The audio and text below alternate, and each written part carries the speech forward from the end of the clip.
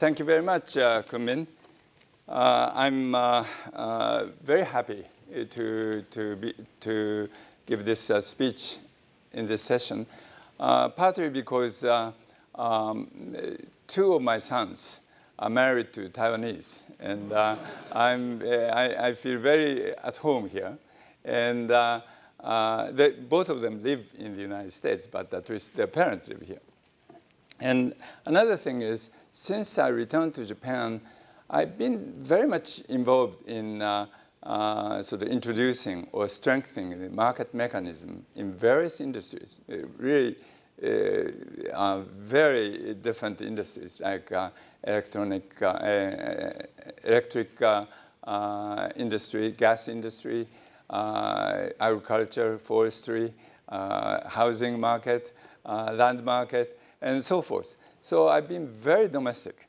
And since I assumed the current position in my hometown, Asian Growth Institute, 2 years ago, I've been trying to kind of share my experience in the Japanese growth with the foreign countries. And I've been given a number of seminars in China and in Korea, but this is the first time to give talk in Taiwan. So I'm happy on this occasion. And toward the end, you will see that I like to learn a great deal from a Taiwanese experience also.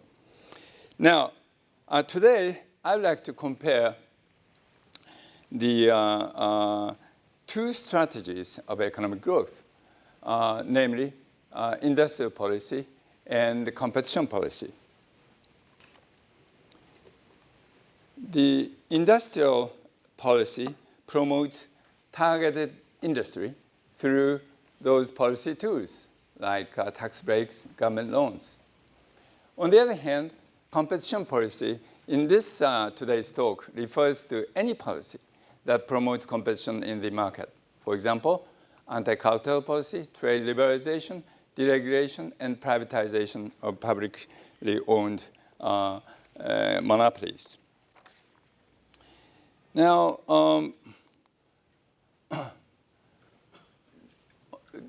I'd like to, at this point, mention that the sources of economic growth could be, there could be two different sources. One is, the obvious one, is innovation. And the second one is shifting resources from low productivity sectors to high productivity sectors. In Japan, migration from the agricultural sector to the manufacturing sectors during the rapid growth period enhanced Japanese productivity immensely. Now, between the two strategies of economic growth I mentioned, namely competition policy and industrial policy, the industrial policy clearly is intended to foster the innovation in the targeted industry. On the other hand, the second one, competition policy, is basically sort of geared toward encouraging the shifting resources from low to high productivity.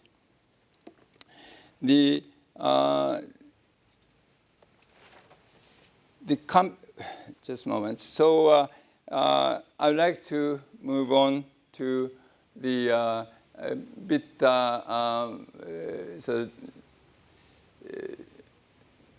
more detailed discussion of competition policy. And the first question is, why do we need a competition policy? I mean, competition can occur in the market. Well, I would say that if left to the competitive market, resources will flow in the direction of higher productivity where the rewards are higher. That's of course.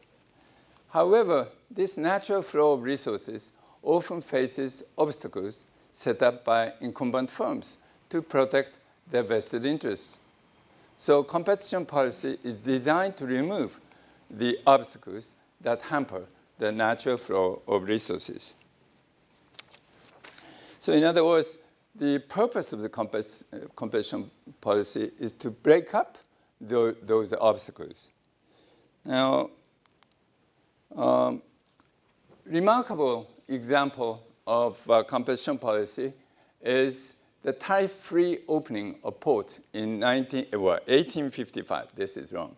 In 1859, which was forced by the foreign powers on Japan through what we call the unequal treaty with foreign countries.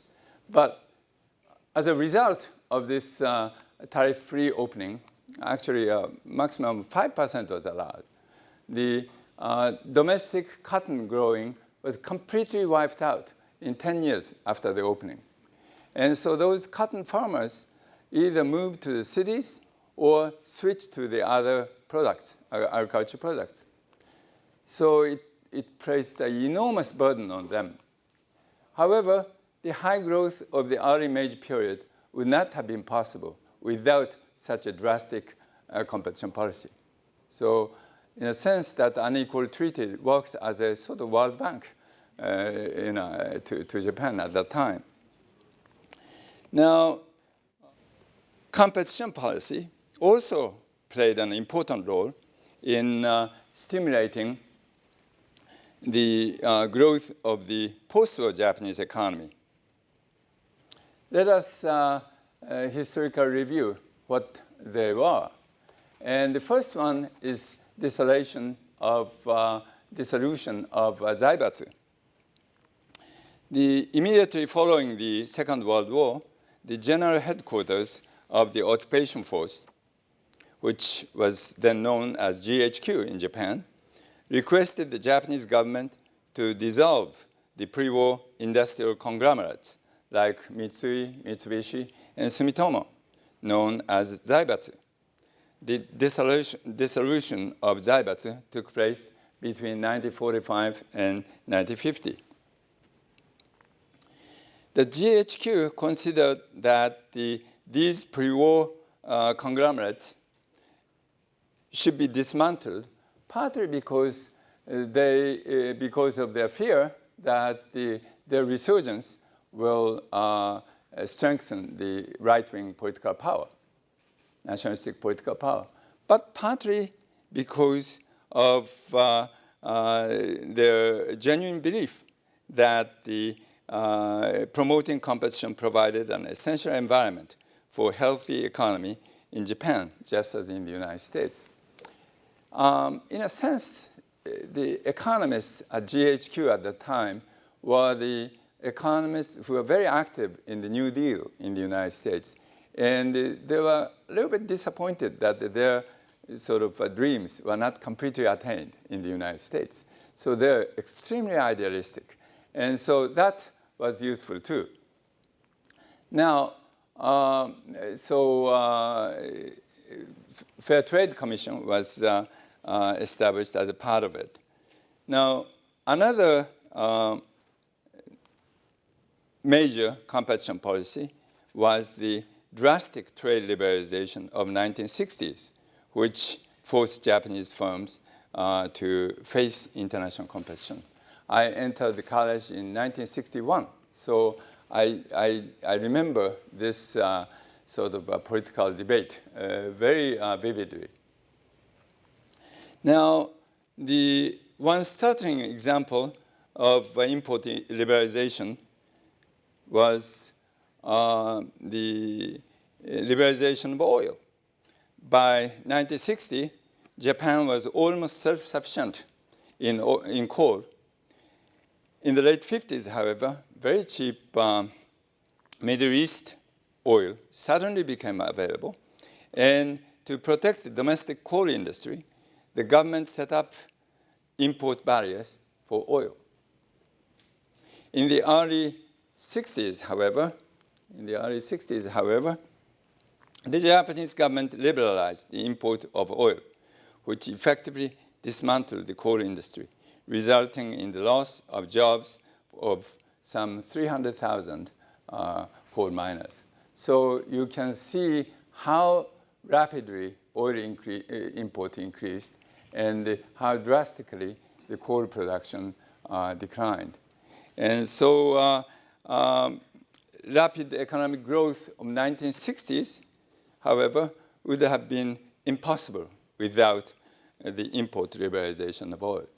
So whenever sort of very important competition policy takes place, there's an enormous sacrifice placed on some segments of the economy. But if you're too afraid of that, you cannot do anything. The country doesn't progress. Now, before concluding the discussion of competition policy, I would like to point out that some of the representative firms in the post-war period in Japan started as venture capital in the competitive environment. So, for example, Sony was founded by two young engineers, Mr. Ibuka and Morita, and out of almost like a garage-like place. And Honda was started by Mr. Honda, who didn't even go to college. And Panasonic was started by Mr. Matsushita, who didn't even go to junior high school. So those are all sort of venture capital. And so in a sense, those success stories of the venture capital in the early post-war period indicate the importance of the competitive environment, symbolized by the Zaibatsu dissolution and trade liberalization. Now, I'd like to move on to the industrial policy. Well, earlier I remarked that the resources will flow in the direction of higher productivity. And in macroeconomics, as all of us know, that this proportion is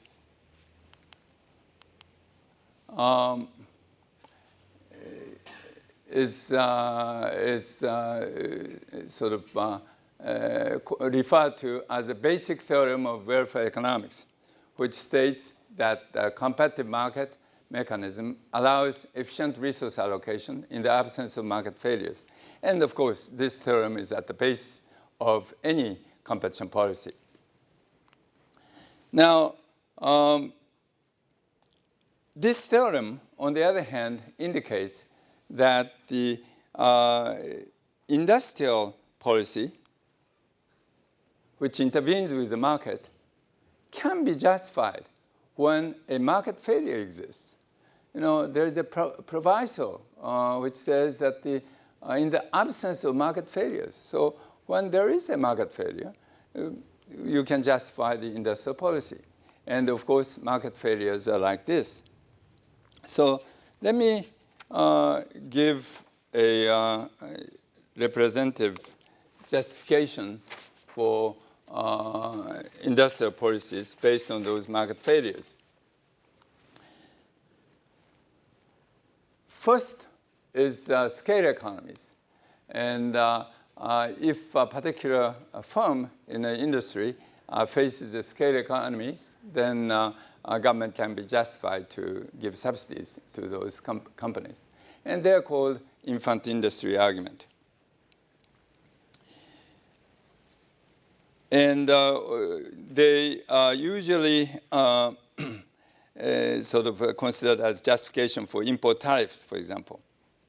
Well, if such scale economies exist in a firm, however, private investors would find it profitable to invest in such a firm. Government intervention would not be necessary in these cases, especially under the international capital movement. Foreign companies will be attracted to invest in such an industry. So the traditional justification for industrial policy based on the presence of scale economies is untenable in the contemporary environment of global capital movement. Now, next one is externalities. Well, the second justification is based on the existence of externalities, such as spillover effects of technological innovation. But then protecting intellectual property right would be the more appropriate measure than the subsidizing the innovation. So we come to the last one, the strategic trade argument. The third justification is Krugman's strategic trade policy, which is essentially a beggar thy neighbor policy. And Krugman himself points out that this nature of the policy may make it difficult to sustain it in the long run. Thus, strategic policy, trade policy is not practical. So we can therefore conclude that none of these justifications is well-founded in practice. Now, let me sort of discuss the industrial policy in Japan.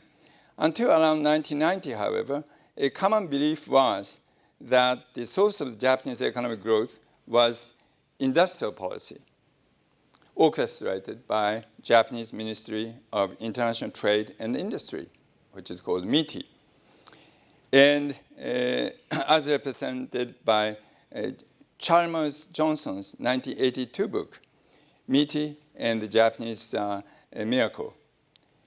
In reality, most of the MITI industrial policies were ineffective in stimulating the growth. One very extensive studies of that was done by Miwa and Ramsayer, cited in this paper. And the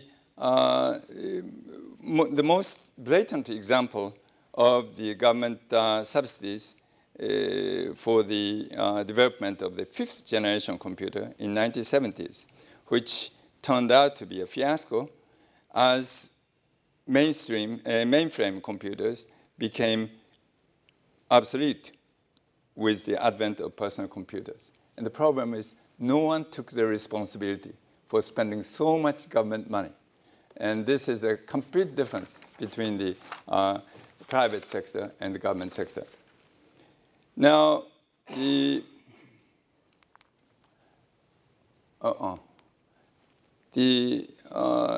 Hiroshi Ohashi of University of Tokyo demonstrated in, this is not right, 2005 in the Journal of International Economics, that the subsidy on export of steel had insignificant impact of the industrial growth of steel. He basically used empirical data and then applied it to a simulation model, and sort of he experimented it using this simulation model for the case of giving subsidies and non-subsidies. And this was a conclusion. So export subsidies were not the source of the emergence of the Japanese steel industry. In a comprehensive study of industrial policy that appeared in 1996, Richard Beeson and David Weinstein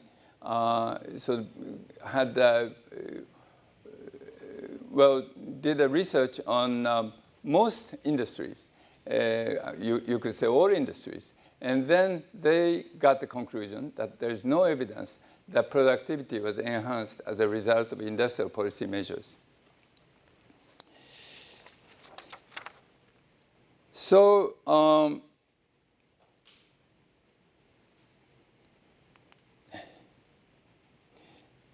the growth, and also, so far, the argument is that the empirical studies have shown that the industrial policies have been ineffective. Now, on the other hand, the representative companies like Sony, Honda, and Panasonic that grew in the post-war period received little help from the government. And I think that should be noticed. And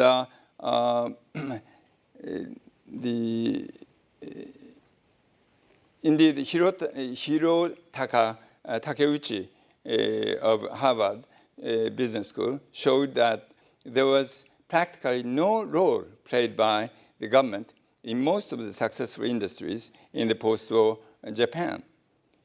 His list of those industries goes like this, industrial robot, air conditioner, and these things. They did not receive government help, but still they flourished as very important export industries in Japan. Now, next, I would like, so this is a conclusion of the industrial policy. And next, I'd like to move to the next topic. And this naming is not right. I think I should name this part as a political economy of competition policy and industrial policy. Now,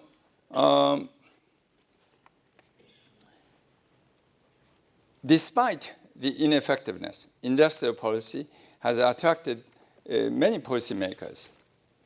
And the attraction is so strong that the industrial policies were carried out even in those industries without the merits of industrial policy. And indeed, the Richard Beeson and David Weinstein in the aforementioned paper showed that a disproportionate amount of Japanese targeting occurred in low growth sectors and sectors with decreasing returns to scale. Those are the vested interest groups. And the Nolan Pack showed the Japanese industrial policy was mainly focused on agriculture, declining industry, and mining, which already declined, which do not have international competitiveness. Now, so the next question is, why policymakers are attracted to industrial policy? And that's a natural question. And they are attracted because beneficiaries vigorously campaign for industrial policy measures, while opponents do not. An industrial policy provides deep benefits to a relatively small number of firms, and hence its beneficiaries have a great political incentives to campaign for its implementation.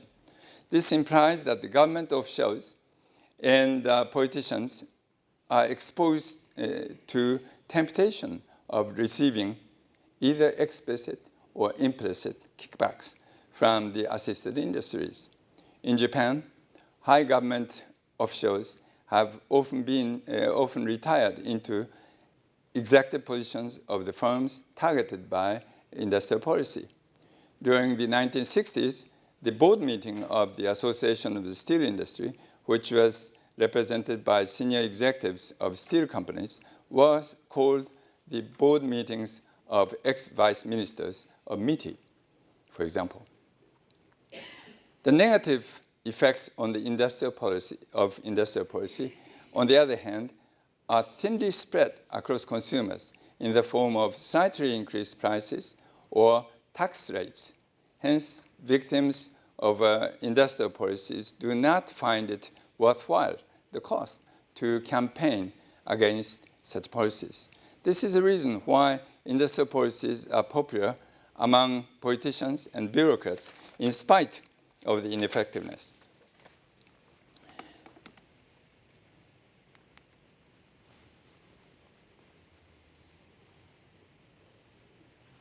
Well, the one sort of important difference between the two policies may be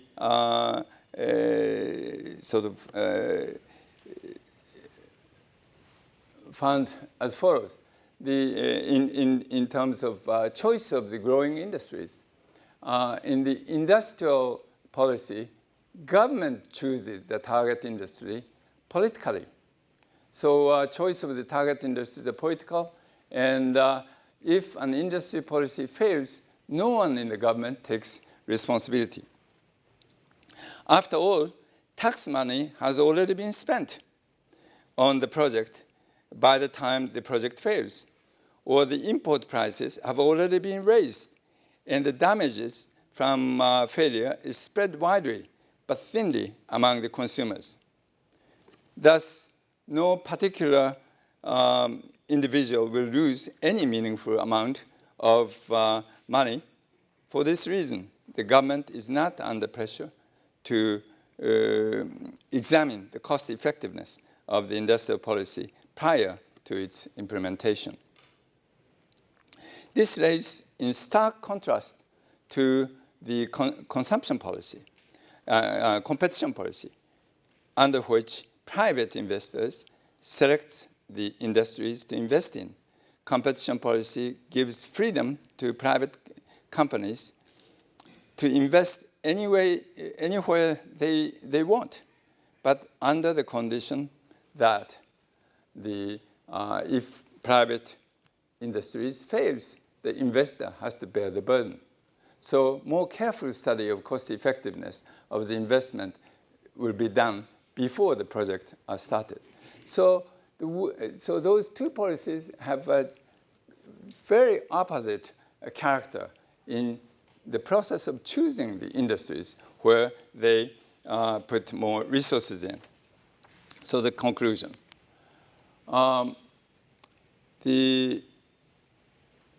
I would say that the industrial policy was harmful to the economic growth of Japan.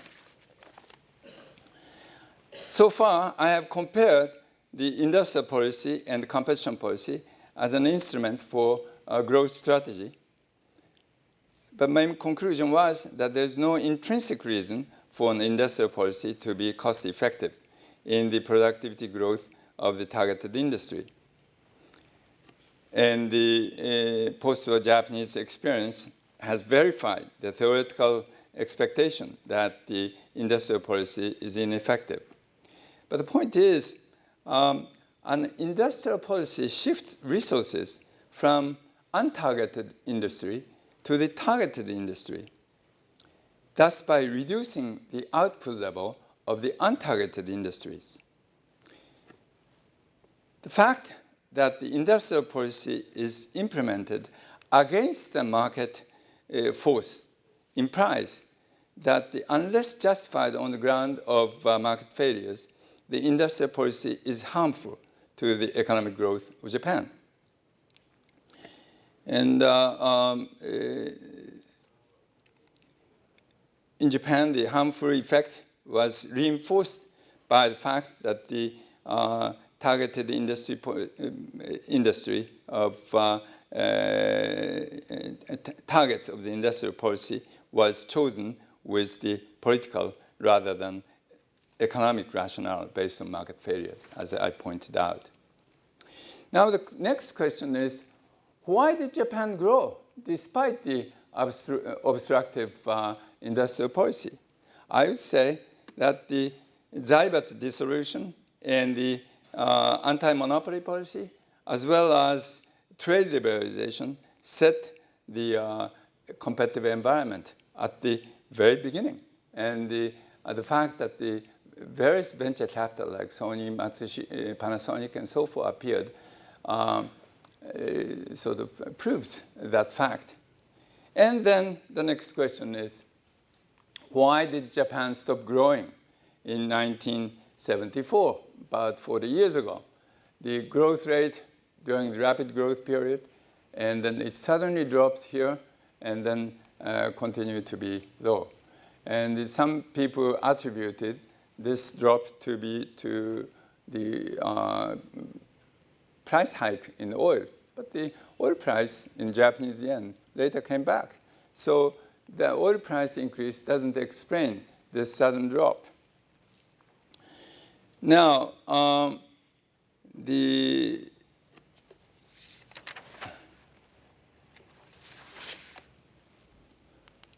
answer is this.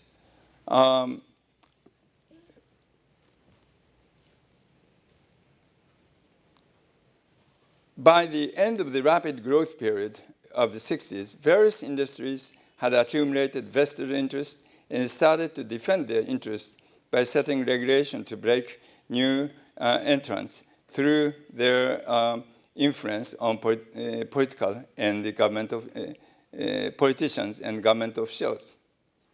And I would like to say that the policymakers have been reluctant to adopt competition policy since this policy is against the interests of the incumbents with strong political power. So at the beginning, right after the post period, very competitive environment appeared. And then gradually, the vested interests accumulated, and the various regulations became strong. And they formed entry barriers. Now, examples of barriers to entry. Just to name a few, corporations are not allowed to own farmland. So modern production in agriculture cannot be expected. And they're not allowed to operate fishery along the coast. And hospital beds are strictly controlled in each city because of medical doctors associations are very strong. And the third, and I think it's most importantly, the labor market sets up a very high entry barriers through employment regulations. And so let me discuss that in a few minutes, and then that'll be the conclusion. The entry barriers to the labor market through employment regulation is most damaging entry barriers in Japan. And it basically practically obligates a company to keep its employees until the retirement age. So there were no dismissals. So that means it hinders the workers from switching employers. Because there is no dismissal, openings of positions are scarce. So for a mid-career person, even if he wants to get a job in Hitachi or Toshiba, just simply there is no opening for those people. Now, second, even if openings come up, they are filled by internal promotion. The regulation gives the company strong incentive to hire most of its workers fresh out of school. The reason? Well, you may hire some experts in the mid-career, which who are needed for the need of that company at that time. But the company has to keep him until the retirement age, and the need of the company changes all the time. So rather than employing those experts, company will try to employ very a person with very general aptitude, with flexible mind, namely the people just out of the college. And they would like to prepare for the future changes that may occur. So basically, people don't switch employments for these reasons.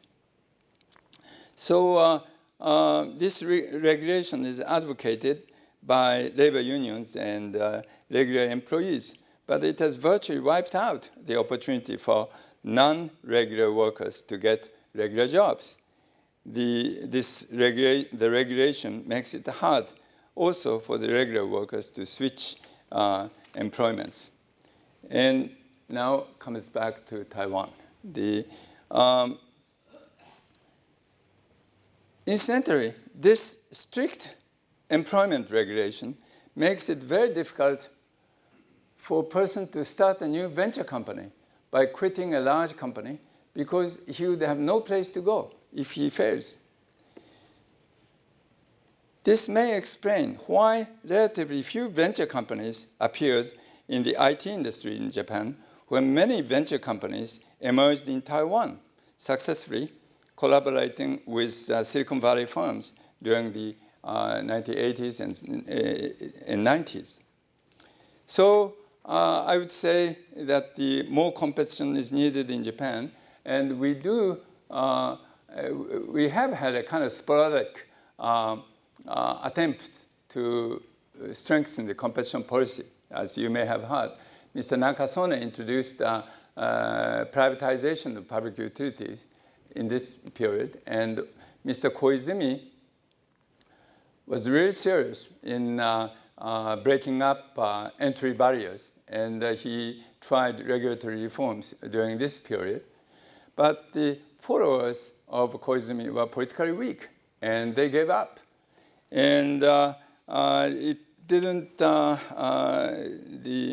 this kind of competition policy did not, was stopped for some time. Then Prime Minister Abe, who has regained the power in 2013, started to promote regulatory reform again.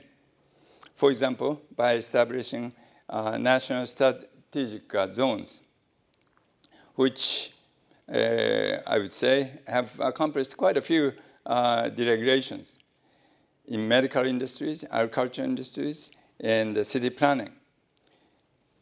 But at the same time, Liberal Democratic Party has been implementing new entry barriers in taxi and liquor retail markets. So the outlook is not very clear. And I would say that whether Japan can regain the strength depends on how vigorously it can implement competition policy. And I believe this growth strategy works for any country as well. Thank you very much.